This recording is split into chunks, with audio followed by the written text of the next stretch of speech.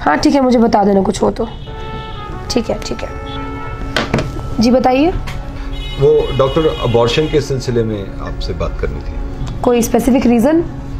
Actually ये मेरी wife है, ये मेरी बेटी है छोटी, ये मेरी बहन है, तो घर में लड़कियां। बस इसीलिए कि घर में एक और लड़की आ जाएगी तो आपकी सिरदर्दी बढ़ जाएगी।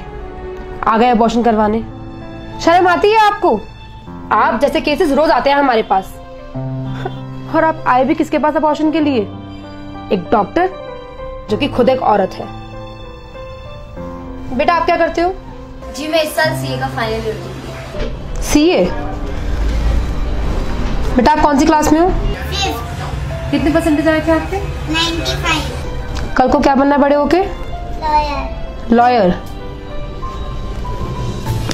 आपके खुद के घर में एक सीए है, कल का एक ब्राइट फ्यूचर बैठा है। आप एक डॉक्टर से बात कर रहे हैं और आप चाहते हैं कि मैं आपकी लड़की अबॉर्ट कर दूं? आप जैसे घटिया सोच वाले लोग लड़का चाहते हैं और कल को वही लड़का बड़ा होकर इन मासूम लड़कियों का रेप करता है। एग्जैक्टली डॉक्टर, एग्जैक्टली सही कहा आपने। मैं यही नहीं चाहता कि मेरी बेटियों का कोई बड़े होकर रेप करे, इसलिए आज मैं लड़की का नहीं लड़के का अबॉर्शन कराने आया हूं। क्योंकि डॉक्टर मुझे डर है इस बात का कि कल को अगर मेरा बेटा होगा तो वो भी बाकी लड़कों की तरह लड़कियों को छेड़ेगा, जैसे इसे छेड़ा जाता है जब ये सीए की क्लासेस देने जाती है। डॉक्टर डर मुझे इस बात का भी है कि मैं अपने बेटे को कितनी ही अच्छी परवरिश दे दूं, कितना ही पढ़ा लिखा दूं, लेकिन किसी गलत संगत में पढ़कर या नशे में पढ़कर किसी और की बहन का रेप करे और घर आके अपनी बहन से राखी बनवाए।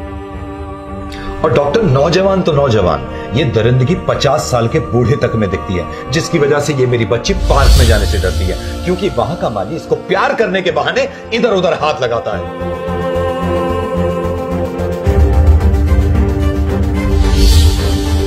और डॉक्टर मेरे घर अगर 10 बेटियां भी हो जाए ना तो मुझे बहुत खुशी होगी। बस मैं ये नहीं चाहता कि मेरे घर कोई जानवर पैदा हो। और मुझे तो शिकायत यहां के समाज और सोसाइटी से है, जहां रेप के बाद सवाल लड़की पे उठाए जाते हैं, जिल्लत लड़कियों को उठानी पड़ती है, ताने लड़कियों को मारे जाते हैं। वजह कभी इनके कपड़े छोटे पड़ जाते हैं या यूं कहूं कि कुछ लोगों की सोच छोटी पड़ जाती है। बेटी पढ़ाओ बेटी बचाओ, ये बोलने की हमें जरूरत ही क्यों पड़ती है कि बेटी बचाओ? और इसी वजह से आज मैं यहां पे हूं आपके पास, क्योंकि मैं उस जड़ को ही खत्म करना चाहता हूं जिसकी वजह से हमें ये कहना पड़ता है कि बेटी बचाओ। चंद मोमबत्तियां जला देने से, मोर्चे कर लेने से कुछ नामर्दों के अंदर का जानवर नहीं सो जाएगा, नोच कर खाने की आदत नहीं बदल जाएगी, कुछ इंसानों की सोच पर पड़ा जंग नहीं हट जाएगा।